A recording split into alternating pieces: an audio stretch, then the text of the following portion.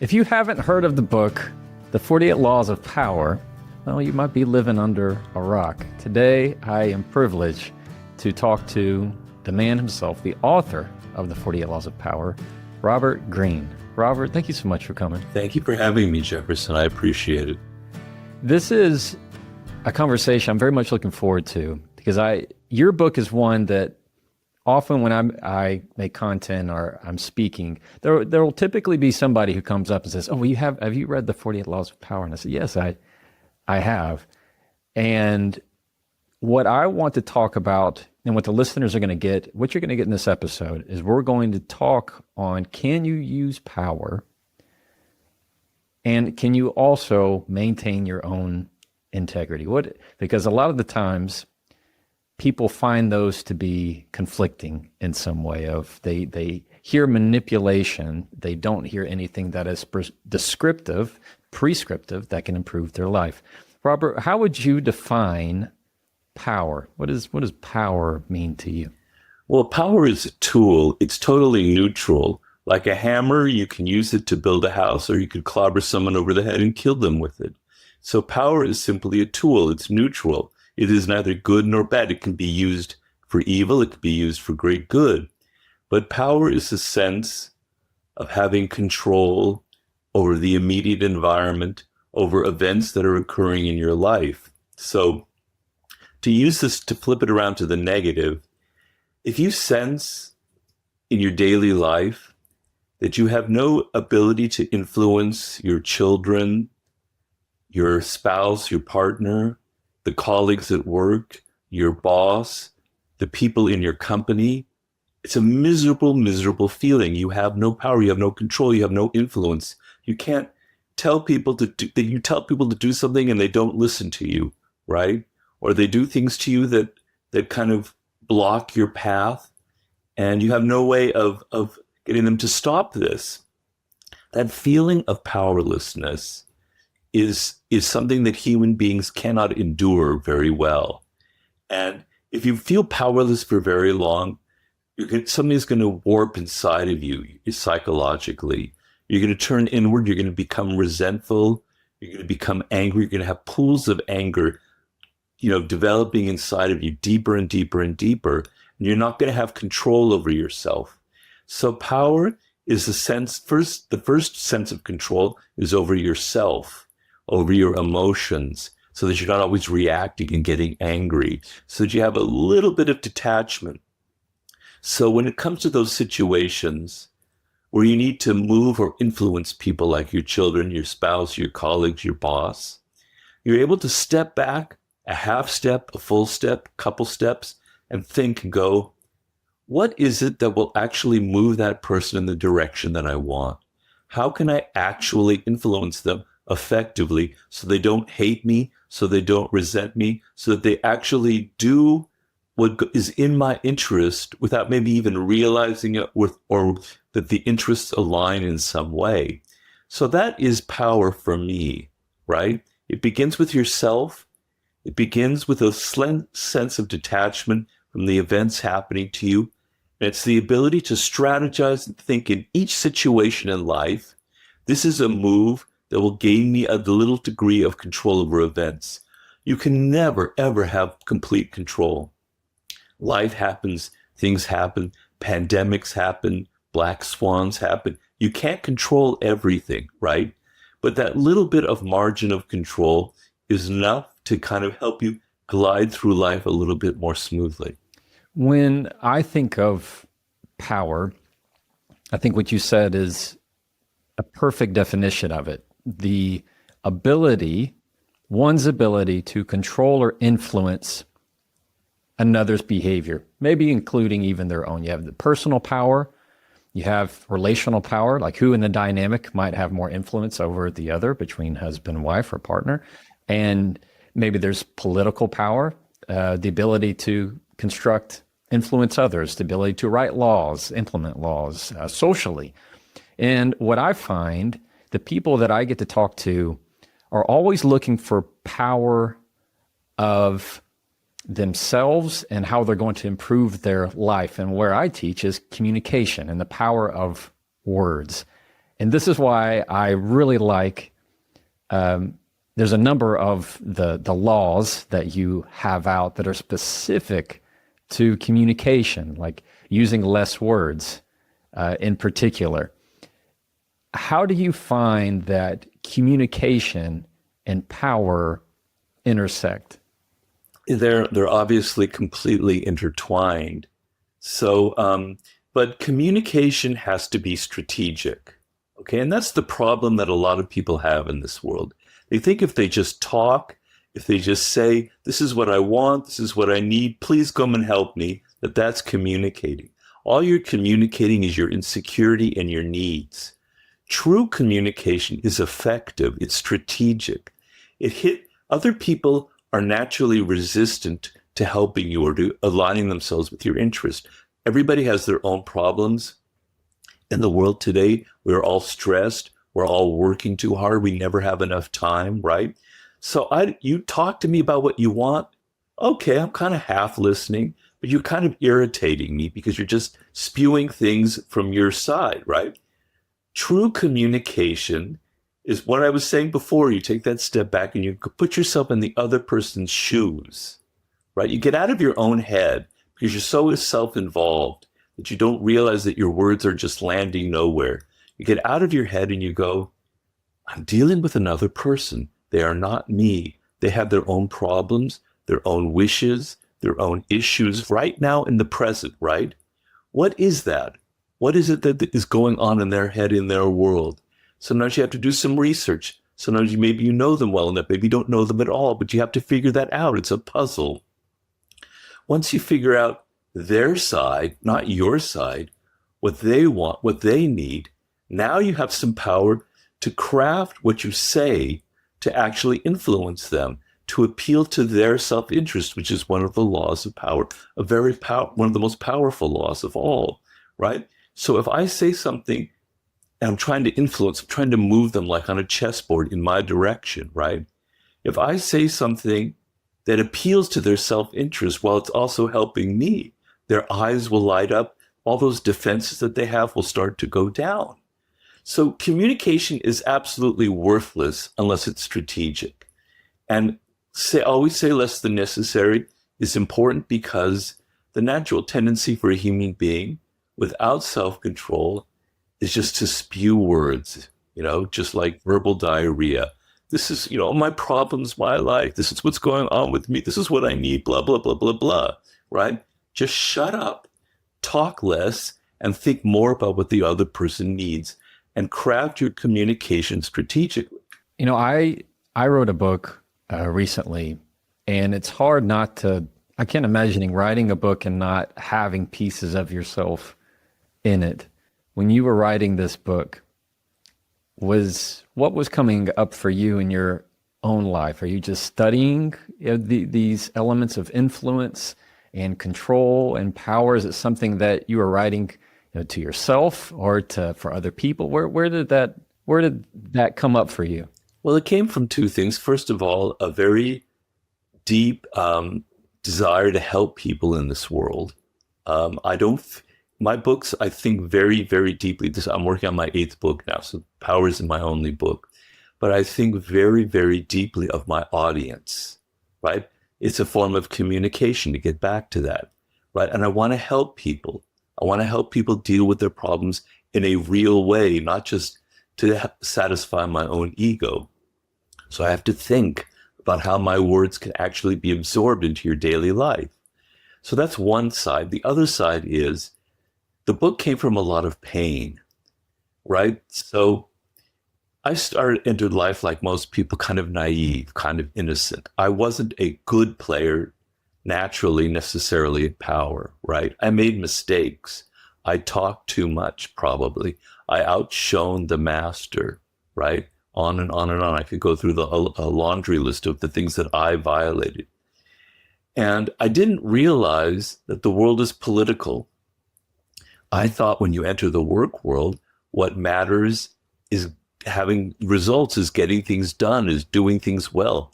But no, I had many, many, many painful experiences, particularly working in the film world, But as I've said in many interviews, I've had 50 different jobs in my life, more than 50, in all different aspects. In every little possible avenue of life, I've had a job.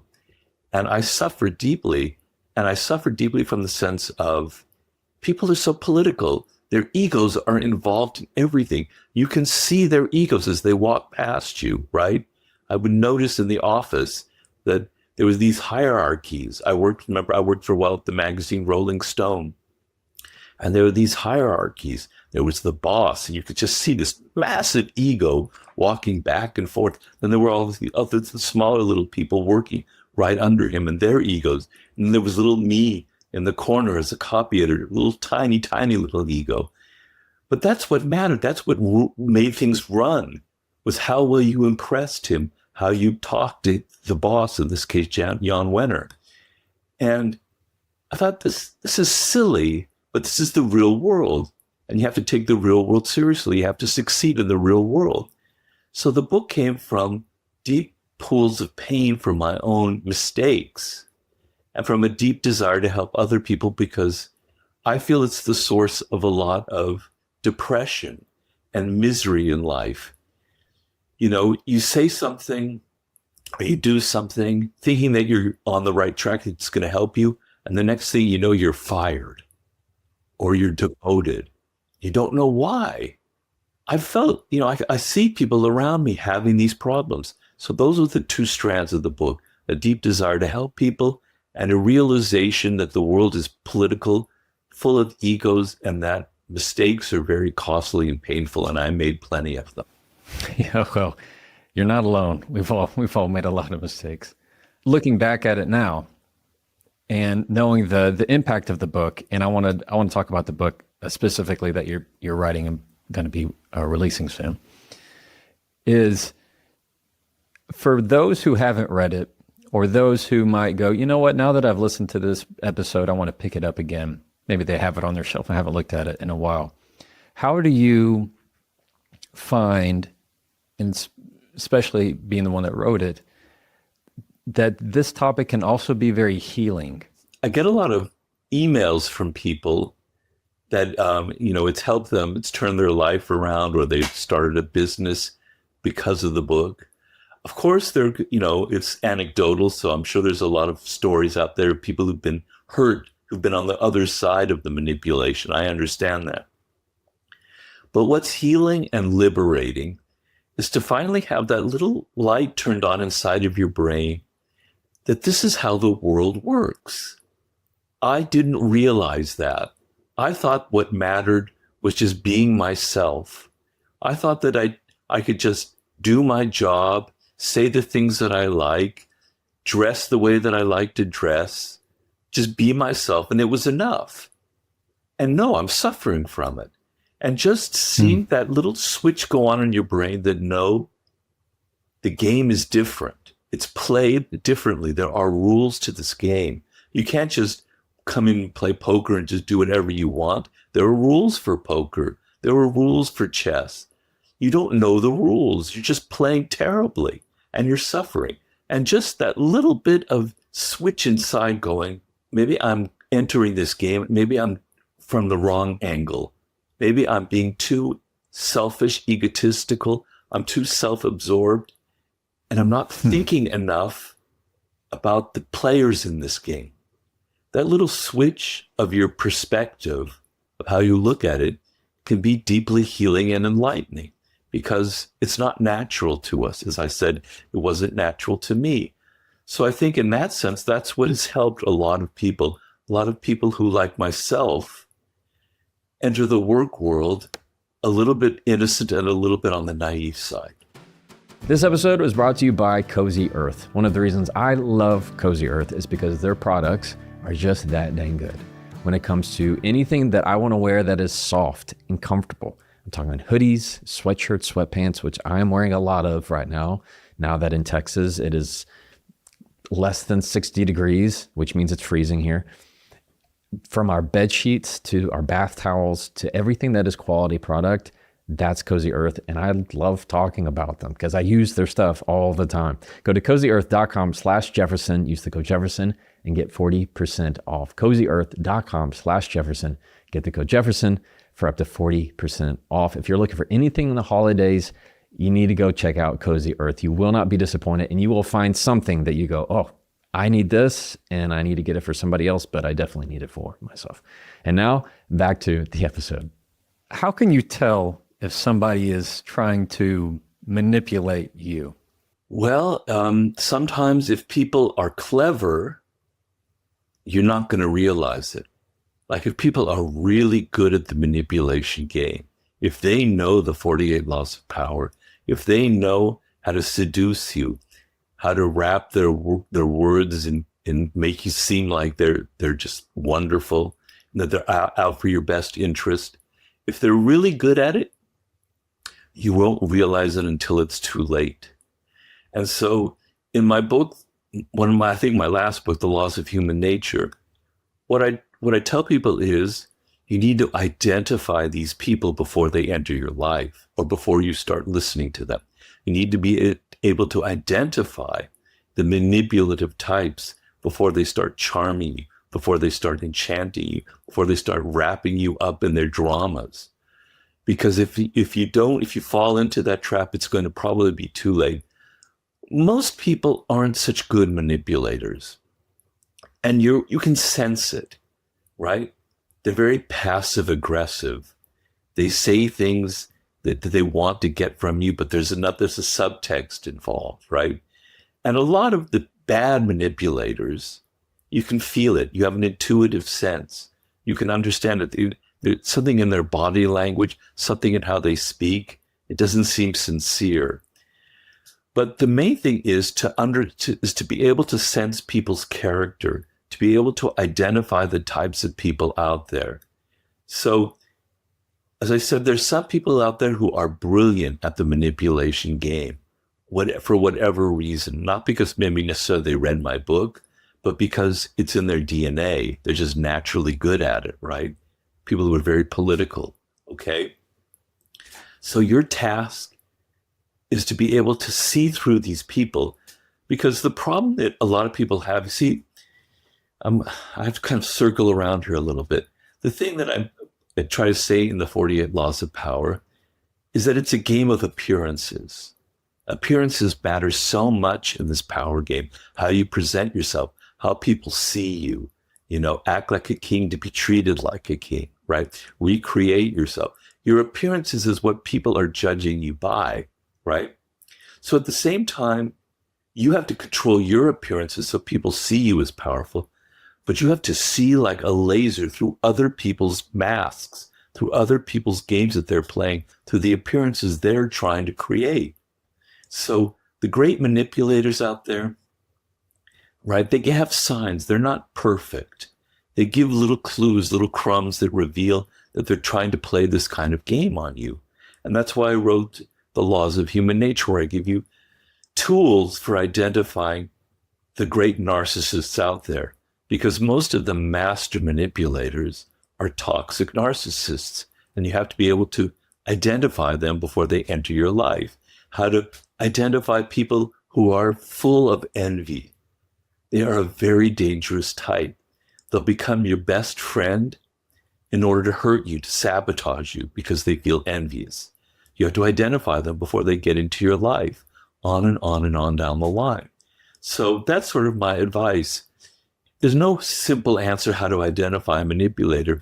It's in their character, it's in their body language, it's the little signs that they give out, and you have to be able to see through people's masks and not always take appearances for reality. The people who would read this book and let's say they've read it, they really understand it, they're putting it into practice, and there's somebody who wants to have, as we've defined, more power in their life, whether it's for good or whether it's for bad. And through that, they're going to be able to, as a verb, manipulate people for good or for bad to their purpose. Do you find that the people who read this book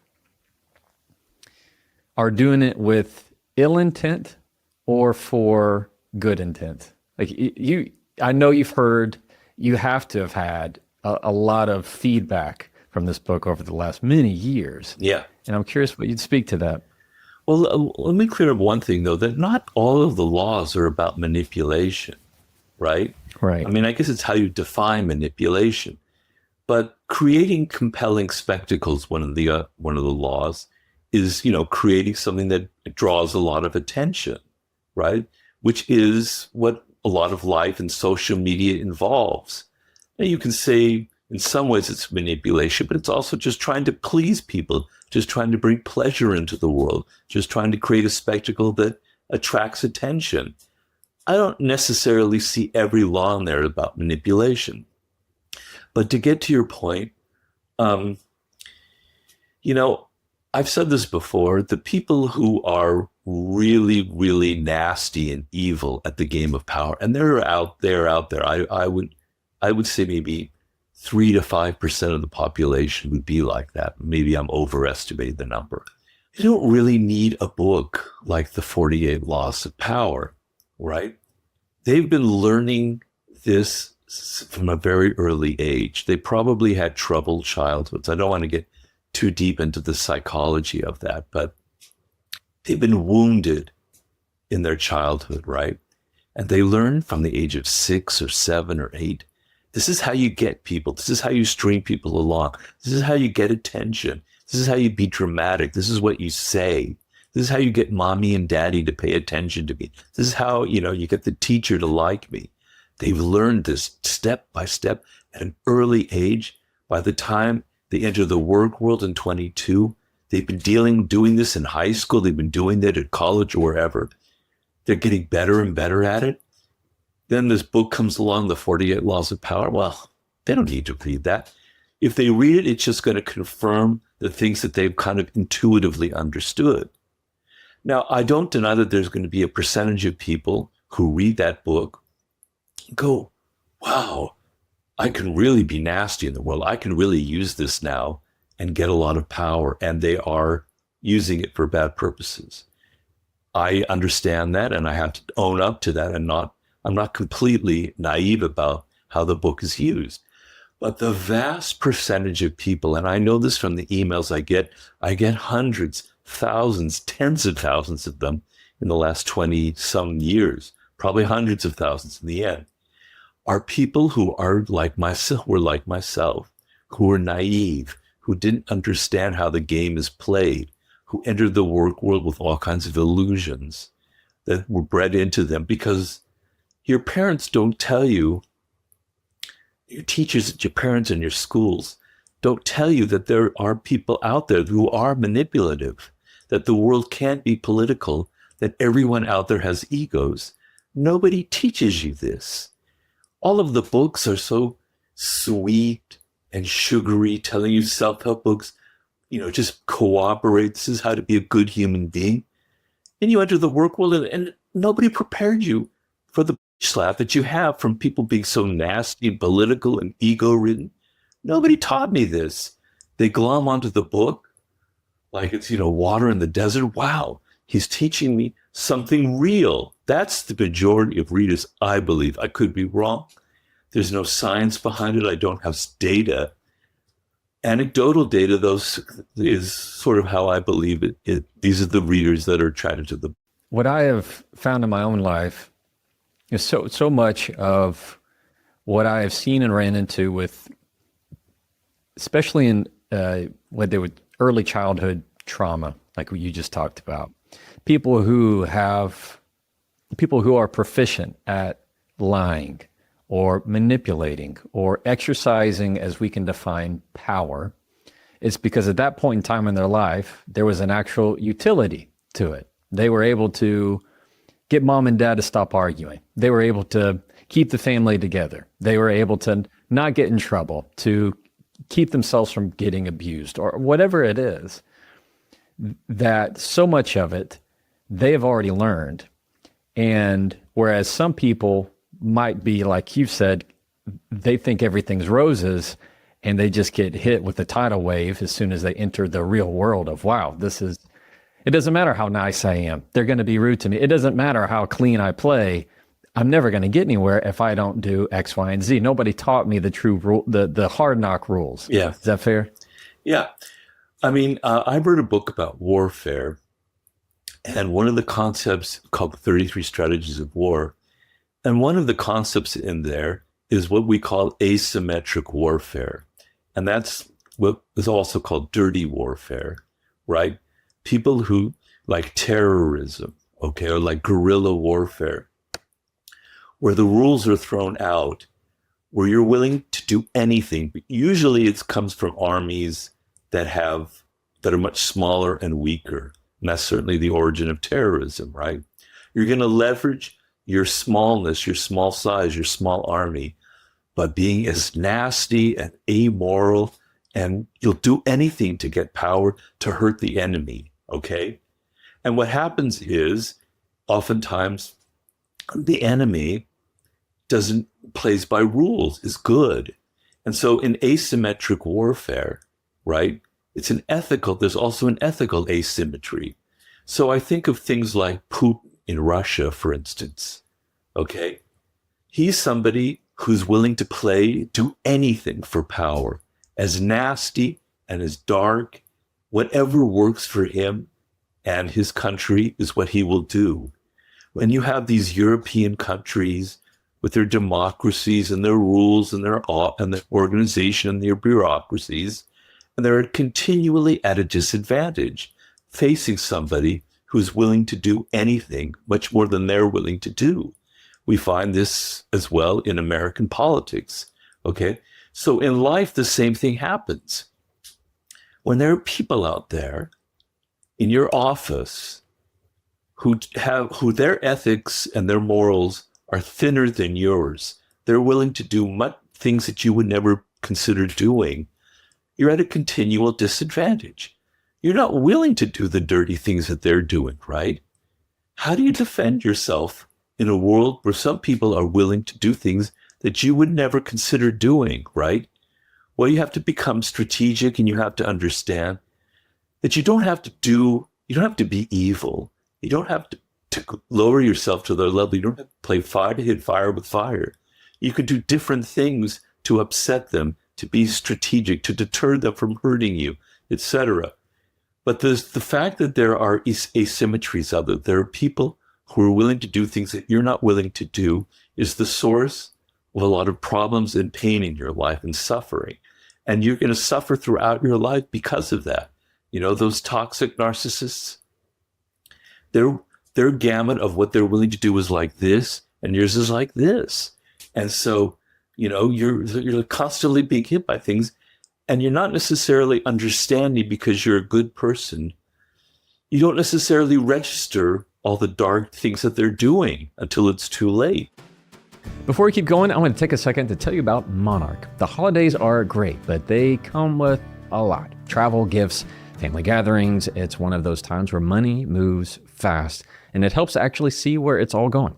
If you want to keep your finances under control this holiday season, you need to be using Monarch. Rated by Wall Street Journal's best budgeting app of 2025, Monarch is the all-in-one personal finance tool that brings your entire financial life together in one clean interface on your laptop or your phone, wherever you are. And right now, just for my listeners, Monarch is offering 50% off your first year. That's 50% off. That's half. That's awesome. When you start using Monarch, I promise you, you're going to be surprised at just how simple it is to tie everything together and finally have a full picture. Wouldn't that be nice to see all of your spending, all of your investments, where it's all coming in from, how it's all going out? That's peace of mind. So don't let financial opportunities slip through the cracks this holiday season. Use code Jefferson at monarch.com in your browser for half off your first year. That's 50% off of your first year at monarch.com with the code Jefferson. And now back to the episode. I'd like to read a quote that hit home for me. Understand, people will constantly attack you in life. One of their main weapons will be to instill in you doubts about yourself, your worth, your abilities, your potential. That's in transform self-love into empathy. My question is, how do we build communication habits that handle these attacks on ourselves that instill doubts in us without internalizing them? Or how do you handle people trying to instill doubts in you? You talked about self-love. This is from my book, The Laws of Human Nature. So to the degree that you are insecure, to the degree that you don't really love yourself. So we have to clear up a misconception that people have. There's a difference between narcissism and true self-love, right? So if you learned at an early age, 3 or 4 or 5 years old, that you're actually a good person, that you're worthy of love and affection from other people, that you have skills and abilities as you get older that are actually worthwhile, that will contribute, right? Then you have an anchor in your life. You have a degree of love of yourself, a confidence. So every time later in life where you have blows, where people hit you with doubts, where they try and sabotage you, they try and insinuate that maybe you're not so good, or they play these games that we're talking about, you're going to get this blow, and it's going to depress you, and it's going to lower you down, and it's going to affect you. We're all like that. Nobody can't suffer from that, myself included. But what happens is, if you have that level of self-love that you developed at an early age, you will rise back up. You'll start going, no, it's not true that I'm this way. It's not true what they're trying to tell me. I'm actually worthy. And I know it because I've done things in my life. I've accomplished this. I've helped this other person. It raises you back up. It's like a thermostat that you have inside of yourself. Okay? So the degree that you have that love will bounce you back up, and you'll be able to tell yourself, at first their doubts kind of hit you because we're all human. But then you go, no, it's crap. They're playing a game. I'm not going to fall for that. But if you were wounded very early on and you never developed that self-love, and you have a lot of doubts about yourself already, and you're insecure, and you're riddled with like bullet holes and wounds inside of yourself where things can leak through, and people tell you those things, it's going to bring you down, and you're going to not rise back up. You rise back up a little bit, then another person will hit you. You keep going down and down and down. You get depressed, and you'll find it very difficult to rise back up. So the way you have to handle it in life, if you're in your 20s or 30s or 40s or even in your 50s, well, I just saw a coyote walk right by. You have to develop it. You have to go back and go, I'm beating up on myself. I have all these insecurities. They're effective. These people are effectively manipulating them because I'm allowing them to manipulate me. So when bad things happen to you in life, you have 2 choices you can do, right? This is probably the most important thing I can tell everybody out there. You have 2 ways you can go. You can blame other people. You can say, oh, that evil person out there, she's manipulating me. They're doing this, that, and the other. Oh, woe is me. I'm being the victim, blah, blah, blah. They're evil. They're bad. Okay. You do that in life, you're never going to get anywhere, right? You're going to always be looking for things to blame, looking at external things. You're never going to grow. You're never going to develop. The other thing is, every time something bad happens, you look inside of yourself and you go, that person manipulated me. That narcissist got into my life and did all kinds of damage. What is it about me that allowed them into my life? What is it about me that was so innocent, that was so stupid, that believed the things that we're saying?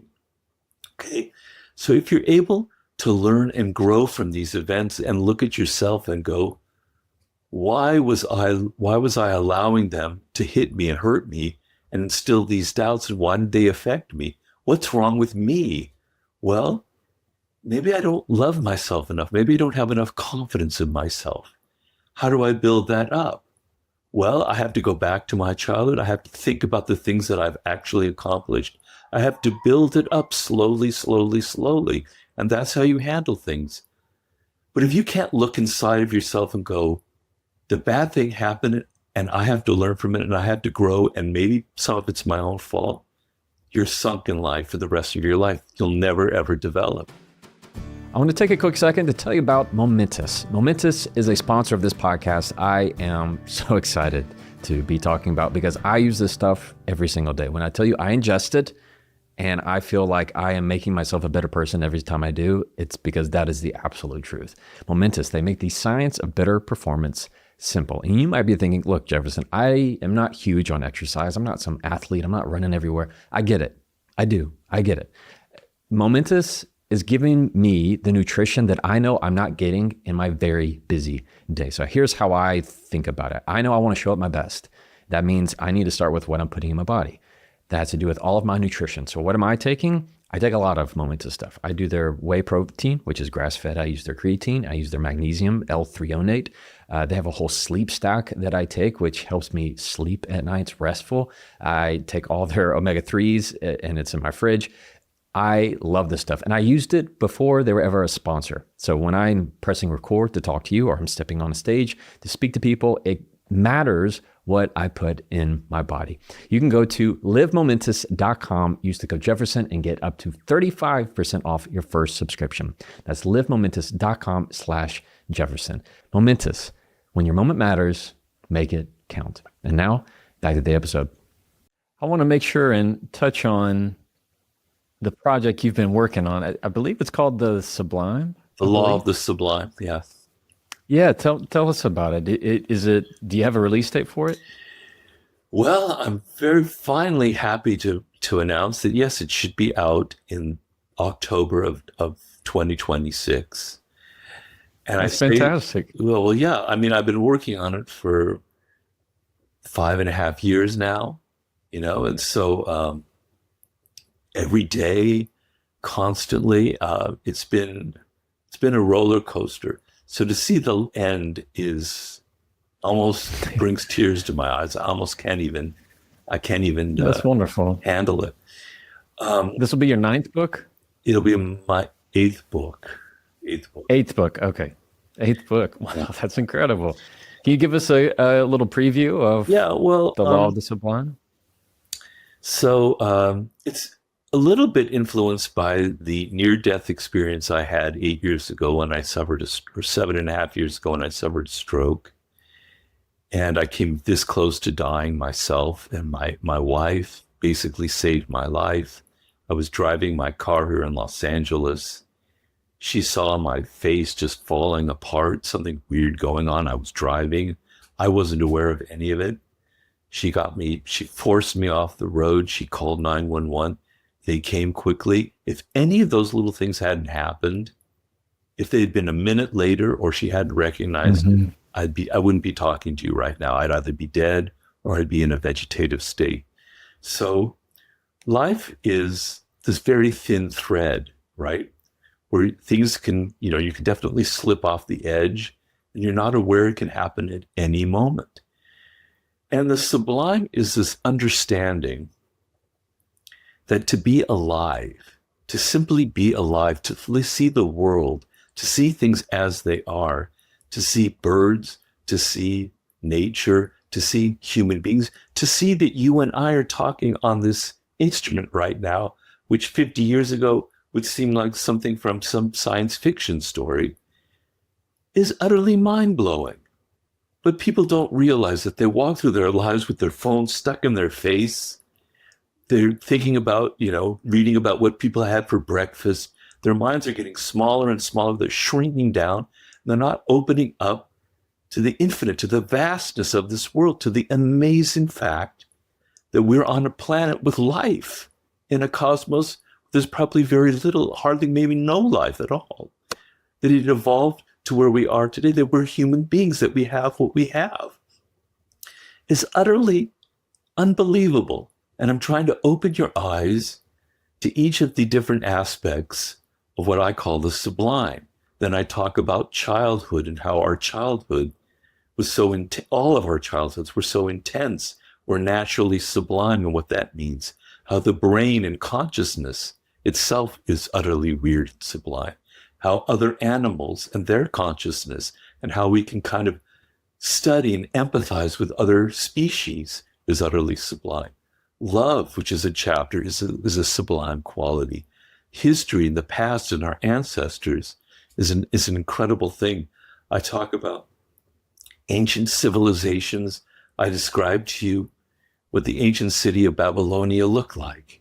The ancient world, the cities back there were unbelievably beautiful in a way we can't even imagine, right? So I have 12 different chapters, each kind of going into some of those different aspects. And it's been a journey because this hand here that I'm holding up is kind of dead because this is my stroke. I can't type. So I've had to handwrite everything and then dictate it into the computer. Wow. If you saw my process, you'd go, my God, I can't believe you even got one paragraph of this book out. Well, that is incredibly impressive. And I look forward to everybody making sure they can go take a look at it when it comes out there in October. It's that's something to very much admire. So I appreciate you sharing that with us. You're very welcome. Very welcome. I wanted to wrap up with this question, one that you've probably gotten before. Now that you've had 20 plus years to, look backwards, and you said, well, you know what, I stopped at 48.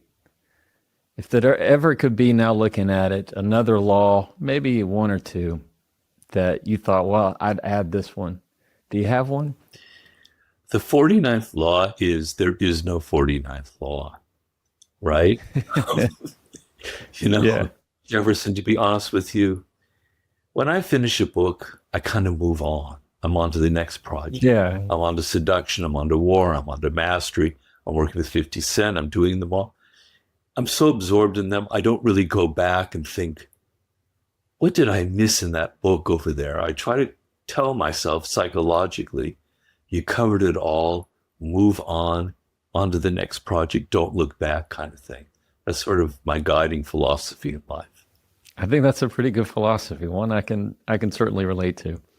Well, I appreciate, from me to you, I appreciate your dedication. Oh, thank you. To your art and to your projects and what you've chosen to share in the world. And I know that, as I've read them, anybody can, and same with my content, you can always take them in the way that you want to choose to receive them and how you accept them. But they are what they are. They, in many ways, power, like you've mentioned, is a neutral tool.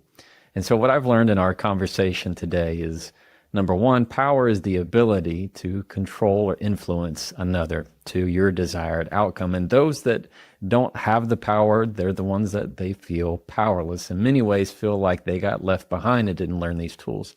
These are the kind of lessons that you teach in that book that you didn't just write off the top of your head. You researched it from globally, from different ages to all across the world. And these are things that can help a lot of people, if anything, give them a really genuine perspective of what the real world is like. Two, when it comes to dealing with people that are attacking you and trying to put you down and instill doubts in you, their ability to do so is corresponding to the level of self-love that you have invested in yourself. And those with higher self-love, they're going to be less affected by those trying to sow doubts into them. And then three, I want to touch on the law of the sublime. It gave me just such a wonderful picture as you were even listening here and you saw a coyote run by. The appreciation for life and how precious it is something that we should never forget. Robert, thank you so much for taking the time to share with us and my audience. I hope you're able to see me. I see all this light coming in. God, I should have moved over. I just thought you were glowing. Yeah, you're just glowing. That's awesome. Robert, thank you so much. I appreciate it. Thank you so much for having me, Jefferson. I'm glad that we finally got to be able to do this. Thank you. Take care, man. Me too. Absolutely. Yes, sir. Okay, bye.